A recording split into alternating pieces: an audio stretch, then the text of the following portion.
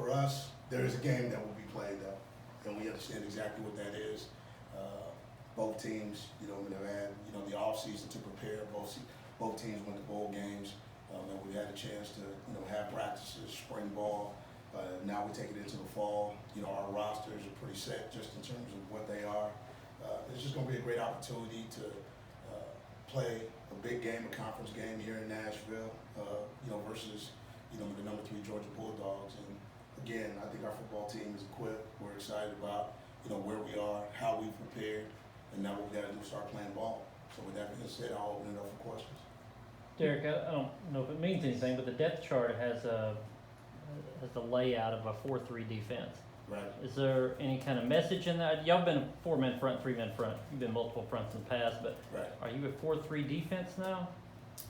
I think we've morphed that way as our conference has morphed more towards, playing 11 personnel.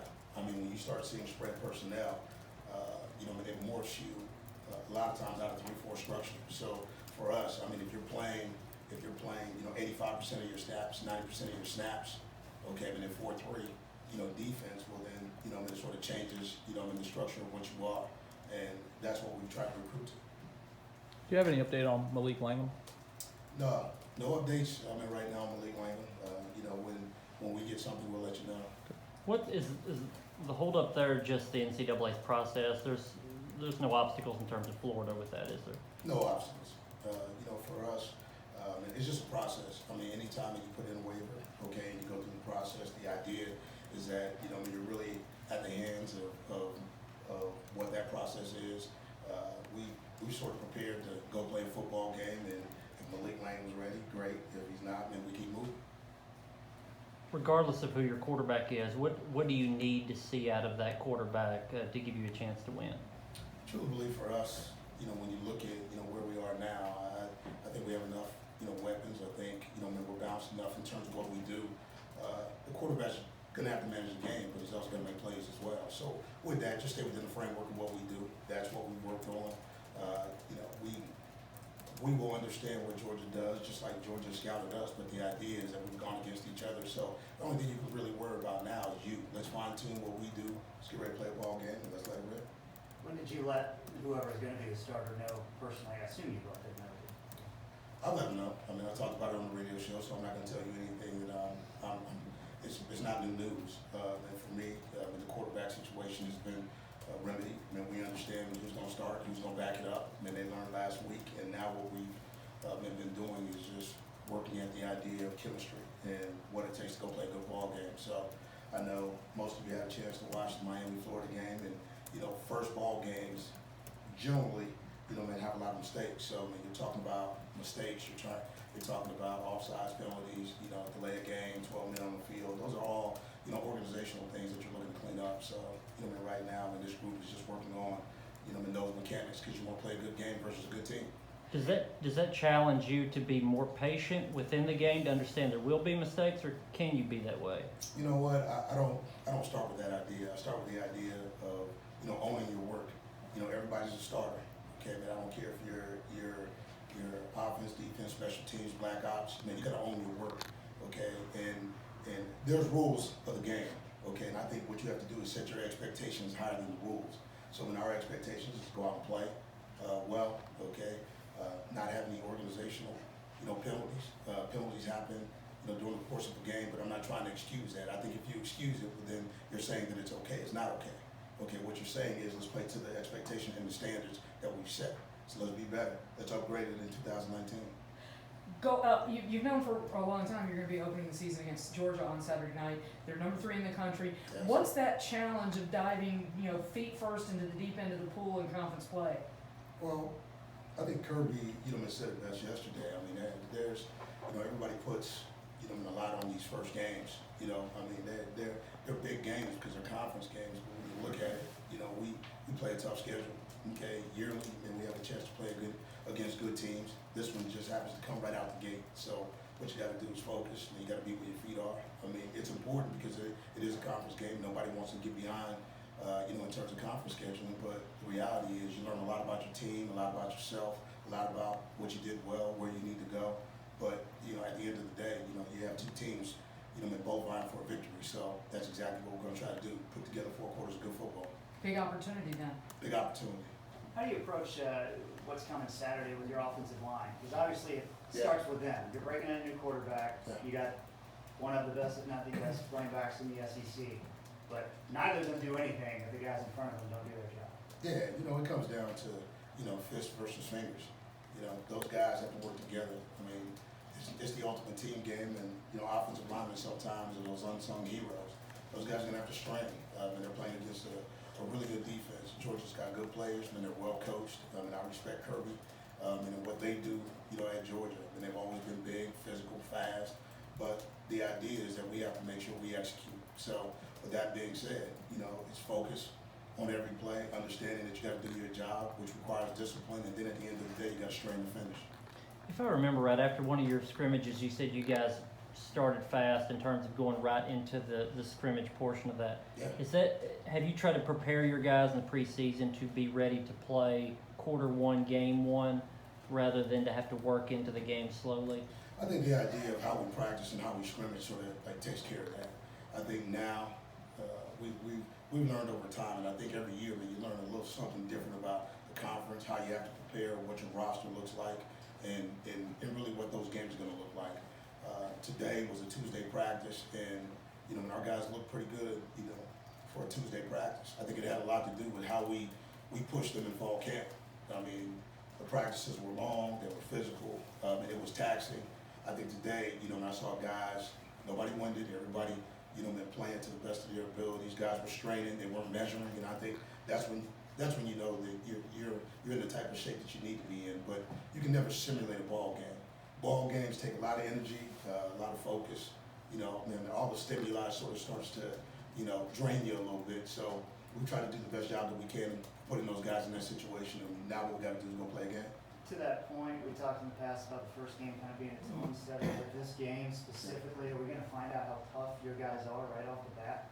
Yeah, I mean, anytime that you play, with the team, the caliber of the University of Georgia, and they're talented across the board. They're going to be physical. They're really good in special teams. Rodrigo Blankenship is one of the best kickers in the country. I mean, they're going to test us on special teams. So there won't be one phase, man, where we're going to, and have the opportunity, to sort of take a play off. It just doesn't work that way. Georgia will make you pay.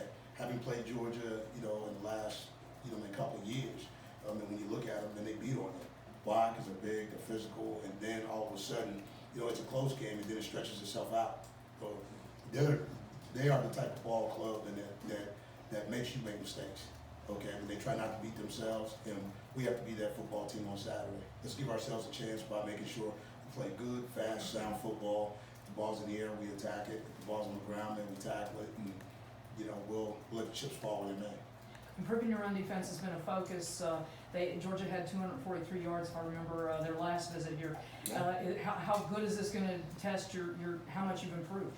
Well, it's always a test. When you look at those guys up front, I mean, they're talented. I mean, they are big. I mean, I get back to, talented, and those guys have played together. When you look at that offensive line, they're good, they're physical, they're big, man, they push it, and they put their bodies on you, and they do it for 4 quarters. This group hasn't seen that yet. And so, man, we don't know, what they are. We think that they had a good fall camp, and we have more rotational depth, but it's nothing like lining up and playing against an SEC opponent to see exactly where you are. But, both teams have changes. I know Georgia's had some changes just in terms of coordinator, and they don't have their receivers or that solid crew of receivers. When they've got, one returner and some guys, who are, extremely talented. So everybody's going to learn a lot about themselves. This isn't a ball game where, I truly believe that you got to worry so much about what they do. You got to worry about what you do, because that's what matters. I think it was year 2 that you opened with a conference appointment, that you were here. Is that right, South Carolina, year 2? Yes. Have you noticed in the off season? I know you approach every opponent in the off season. You know who it's going to be. Is there a difference though when it's a conference game to you, or has it been to you exactly the same, or is that something that says, hey, this is a conference game off the bat. This is a little bit different. Well, they're all different. Every season, you got a different team, but it's different when you have number 3 coming in here. Okay, I mean, you know what they are, and you know how they play. This group understands again, and it's a ball game for them. I don't think our kids are putting too much on this game or not enough on this game, and they work hard every day. I talk to these guys about winning the day, so win days. Let's stack good work on top of good work. Let's build some equity, and then let's line up on Saturday and play, good football. And that's what they've done so far. So I've got no reason to think that that's going to be otherwise. And so for me, I don't think I hype it up. I don't. I just know, playing in these types of ball games, it's a different arena. It's a different type of vibe around it. On Saturday, the stadium's going to be packed. Okay. Our guys don't always have an opportunity, man, to see that starting the season, but they're going to see it on Saturday. So let's make sure that you prepare for it mentally, physically, and let's go. There's a new video board almost finished out there. There's Yeah. some game day enhancements. There's a DJ in the student section. What do you think about that approach to trying some things to improve the game day experience for the fans? Well, I think our management team, truly understands, where we are. They've listened to the public. They understand loud and clear what needs to be done, and it's incremental. Okay, it's got to be incremental wins. We're going to make sure that we give, in our fan base and the people that come to watch Vanderbilt football, something to cheer about. An exciting venue, something that makes sense for that. But it's about doing the little things to really enhance what that experience is, and that's what we're going to do. For me, I don't worry about it. I got a football team to prepare. That's what our management team does, and they've done a good job. So, kudos to the management team. One or two more questions. Coach, you have potentially 2 transfer corners starting lineup this Saturday. Yeah. What have you seen from them in camp that you think makes them ready to start potentially? These guys compete. They know what it is. They play in ball games. When the game's not too big for them.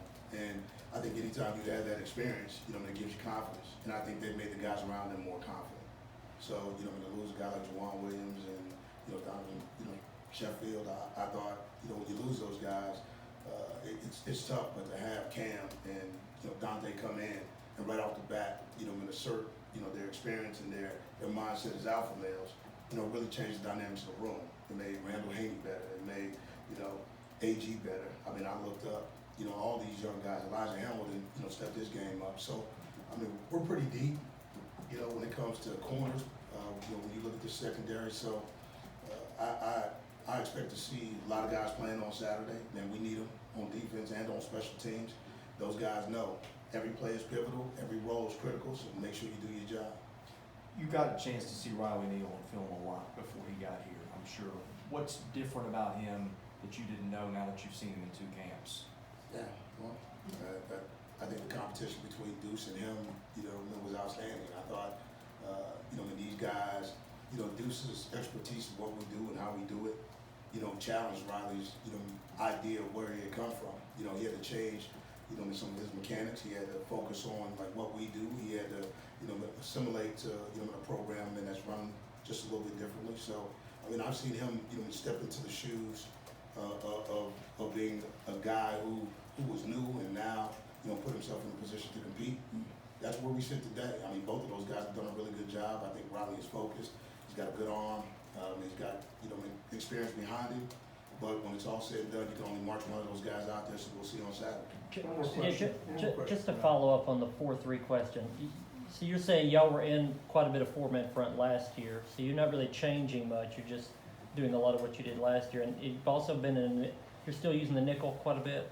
Yeah, for us, when you look at a lot of the nickel stuff that you see, it's all 4-3 structure. So again, when you play against spread teams, and that's what spread teams make you do, and you go back and you look at your season breakdowns, you wind up being more of a 4-3 team than a 3-4 team. So, let's recruit to, who we are and what we play against. And at the end of the day, we'll make several adjustments, when we need to get us, what we need, to be different. So, I'm not saying that we've, totally gone with, 4-3. I'm just saying that's what our structure looks like most of the time. So, if that provides clarification, then hopefully I've helped you. Chris with the last question. Yeah, possibility we can see both Riley and Deuce on Saturday? Possibility, anything's possible. Well, stuff could fall out of the sky. Yeah. Is there a greater probability than that of that happening? Well, you never know. You're playing an SEC opponent. Anytime, when you play against an SEC opponent, it's nice to have 2 quality quarterbacks. I'm going to start with a quarterback, and at the end of the day, if I need to sub, then I'll sub. But when there's a 1, there's a 2. That's how we set it, and that's the way we'll play.